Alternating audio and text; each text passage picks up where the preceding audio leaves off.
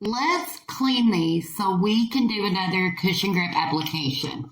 But first, we have to do the cushion grip removal.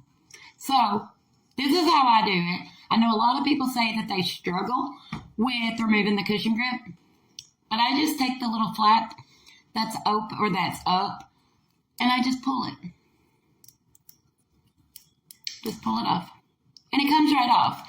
Now, I do know that there are certain situations that it doesn't come right off as easily.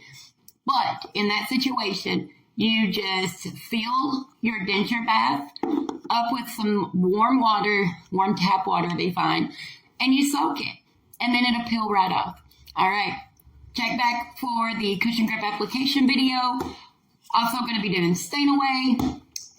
And obviously the cleaning. All right, my loves. See ya in a bit.